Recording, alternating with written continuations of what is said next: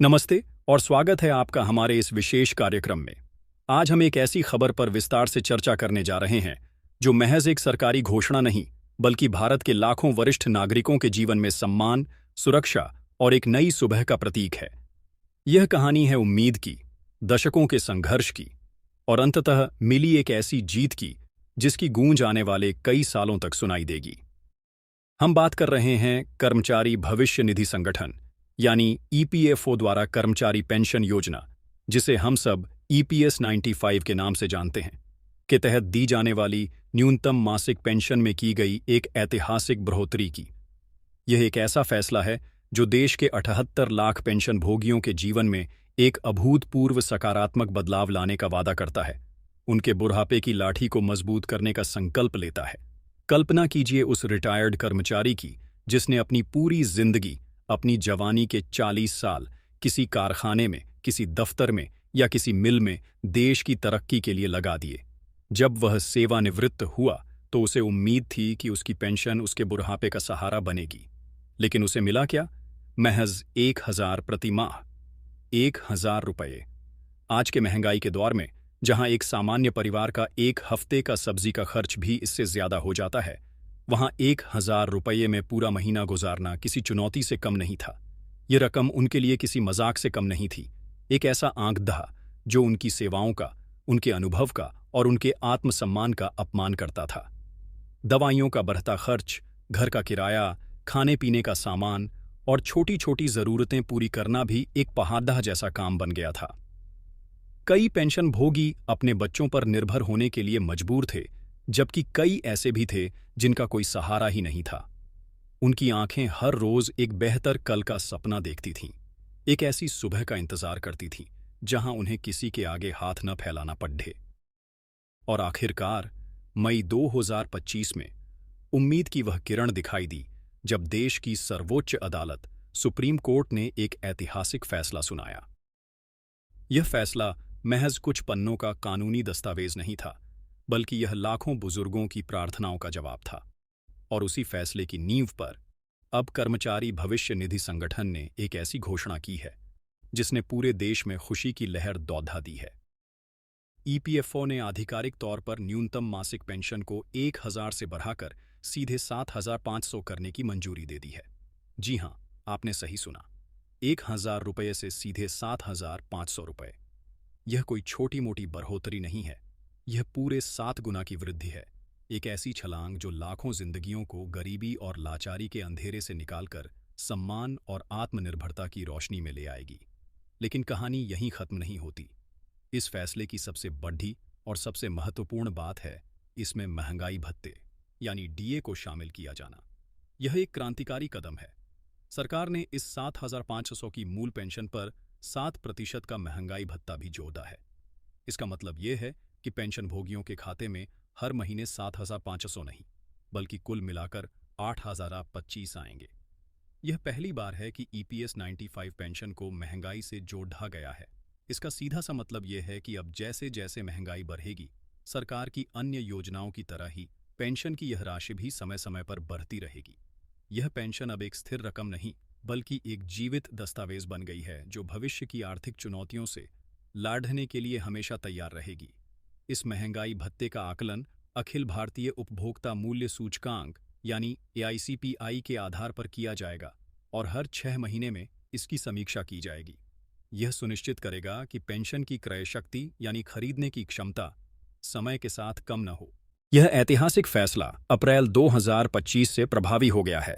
इसका अर्थ है कि पेंशन भोगियों को बढ़ी हुई पेंशन का लाभ मिलना शुरू हो जाएगा और उनके बैंक खातों में नई राशि जमा की जाएगी।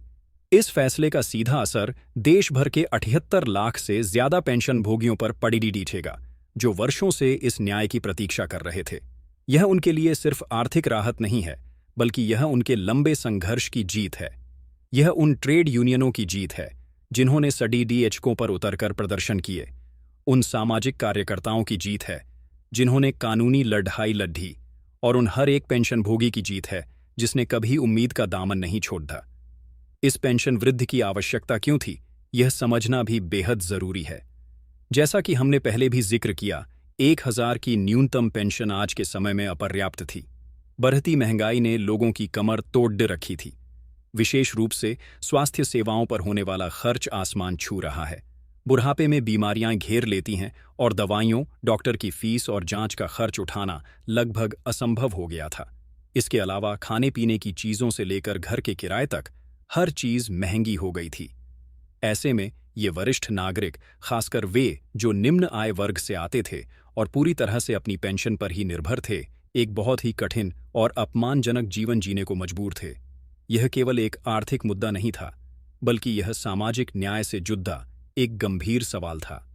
यह उन नागरिकों के प्रति हमारी जिम्मेदारी का सवाल था जिन्होंने अपना पूरा जीवन इस देश के निर्माण में लगा दिया।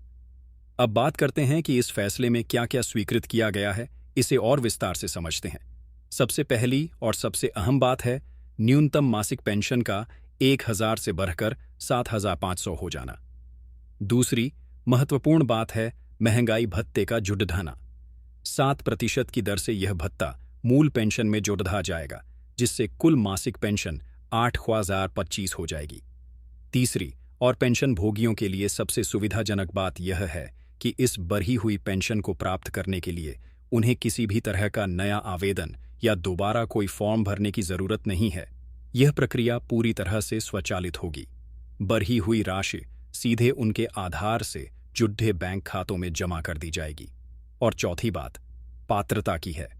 इस योजना का लाभ EPS 95 के उन सभी सदस्यों को मिलेगा जिन्होंने कम से कम 10 साल की सेवा पूरी की है।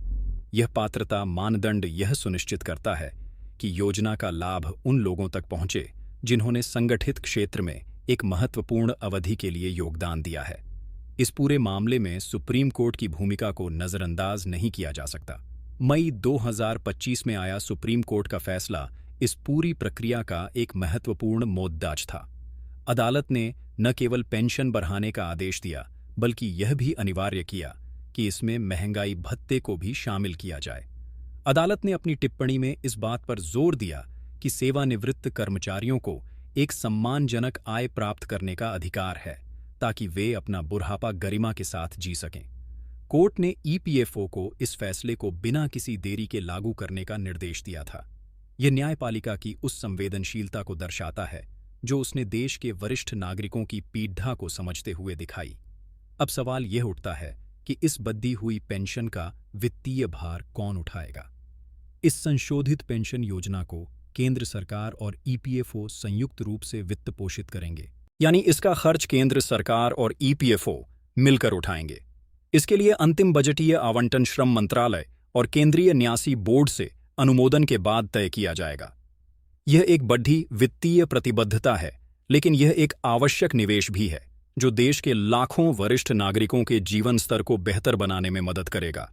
सरकार और EPFO का यह कदम सराहनीय है और यह दर्शाता है कि वे अपने वरिष्ठ नागरिकों की भलाई के लिए प्रतिबद्ध हैं। EPFO ने इस संशोधित पेंशन को लागू करने के लिए अपनी कमर कस ली है। अप्रैल 2025 से ही पेंशन भोगियों के खातों में संशोधित पेंशन को दर्शाने के लिए सिस्टम को अपडेट करने का काम शुरू हो चुका है। इस प्रक्रिया को सुचारू रूप से चलाने के लिए पेंशन भोगियों को भी कुछ बातों का ध्यान रखने की सलाह दी गई है। यह बहुत महत्वपूर्ण है कि वे इन निर्देशों का पालन करें ताकि उन्हें बढ़ी हुई पेंशन प्राप्त करने में कोई असुविधा न हो। सबसे पहले सभी पेंशन भोगियों को यह सुनिश्चित करना होगा कि उनका KYC यानी नो योर कस्टमर विवरण अपडेटेड है। KYC आपकी पहचान की पुष्टि करता है और यह सुनिश्चित करता है कि पैसा सही व्यक्ति तक पहुंच रहा है। यदि आपका KYC अपडेट नहीं है तो तुरंत अपनी बैंक शाखा या EPFO कार्यालय से संपर्क करें। दूसरा, अपने आधार कार्ड के विवरण को जांच लें और यह सुनिश्चित करें कि यह आपके बैंक खाते और PF खाते से सही ढंग से जुड़ा हुआ है। आजकल ज्यादातर सरकारी योजनाओं का लाभ सीधे आधार से जुड़े खातों में ही भेजा जाता है। यह प्रक्रिया को पारदर्शी और तेज बनाता है। तीसरा, अपनी बैंक खाते की जानकारी को सत्यापित करें। सुनिश्चित करें कि आपका बैंक खाता सक्रिय है और उसमें दिए गए नाम और अन्य विवरण आपके EPFO रिकॉर्ड से मेल खाते हैं। किसी भी तरह की गड़बड़ी होने पर भुगतान में देरी हो सकती है। और चौथा, यदि आपका जीवन प्रमाण पत्र यानी लाइफ सर्टिफिकेट जमा करना लंबित है तो उसे तुरंत जमा कराएं। जीवन प्रमाण पत्र हर साल यह साबित करने के लिए जमा करना होता है कि पेंशनभोगी जीवित है और यह पेंशन को जारी रखने के लिए एक अनिवार्य प्रक्रिया है। ईपीएफओ इस प्रक्रिया को लेकर पूरी तरह से पारदर्शी रहेगा। जैसे ही बढ़ी हुई पेंशन जारी की जाएगी, पेंशन भोगियों को उनके रजिस्टर्ड मोबाइल नंबर पर एसएमएस अलर्ट भेजे जाएंगे। इसके अलावा उन्हें संशोधित पेंशन पर्चियां भी जारी की जाएंगी, जिसमें नई पेंशन राशि का पूरा विवरण होगा, ताकि उन्हें यह पुष्टि हो सके कि उनके खाते में सही राशि जमा की गई है। यह फैसला महज एक आर्थिक सुधार नहीं है, यह एक सामाजिक क्रांति की शुरुआत है। यह उस सोच को बदलता है जो सेवानिवृत्त कर्मचारियों को समाज पर एक बोझ समझती थी। यह उन्हें उनका हक देता है, उनका सम्मान लौटाता है। यह 78 लाख परिवारों के लिए एक नई शुरुआत है। अब रामलाल जी, जो एक रिटायर्ड मिल मजदूर हैं, अपनी दवाइयां समय पर खरीद पाएंगे। अब शांति देवी, जो अपने पति की मृत्यु के बाद उनकी पेंशन पर निर्भर हैं, अपने घर का किराया समय पर दे पाएंगी।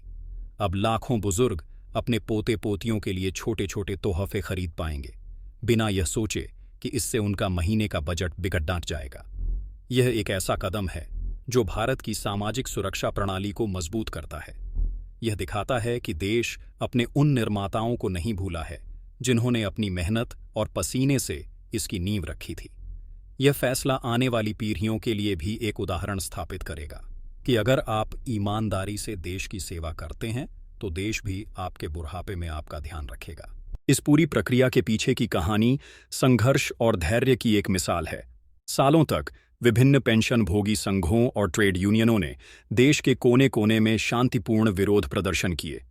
उन्होंने धरने दिए, रैलियां निकालीं और अपनी आवाज सरकार तक पहुंचाने की हर संभव कोशिश की। उन्होंने अदालतों के दरवाजे खटखटाए, एक लंबी और थका देने वाली कानूनी लड़ाई लड़ी। कई बार उन्हें निराशा हाथ लगी, लेकिन उन्होंने हार नहीं मानी। उनका विश्वास था कि एक दिन न्याय जरूर होगा, और आज उनका वह विश्वास सच साबित हुआ है। सुप्रीम कोर्ट का फैसला और उसके बाद ईपीएफओ की यह घोषणा उनके दशकों के संघर्ष का मीठा फल है। तो अंत में हम यह कह सकते हैं कि यह घोषणा सिर्फ कुछ नंबरों का खेल नहीं है। 1000 से 7500 तक का यह सफर और फिर महंगाई भत्ते के साथ 8025 तक पहुंचना, यह लाखों लोगों के लिए शून्य से शिखर तक पहुंचने जैसा है। यह उनके जीवन के आखिरी पड़ाव में उन्हें वह सम्मान और सुरक्षा प्रदान करेगा जिसके वे हमेशा से हकदार थे। यह भारत के लोकतंत्र की, उसकी न्यायपालिका की और उसकी कल्याणकारी भावना की एक शानदार जीत है। यह एक ऐसा कदम है जो यह सुनिश्चित करेगा कि हमारे वरिष्ठ नागरिक, हमारे बुजुर्ग अपना शेष जीवन आत्मनिर्भरता, गरिमा और एक मुस्कान के साथ जी सकें। यह खबर निश्चित रूप से उन 78 लाख चेहरों पर एक स्थायी मुस्कान लेकर आई है जिनकी जिंदगी अब हमेशा के लिए बदलने वाली है।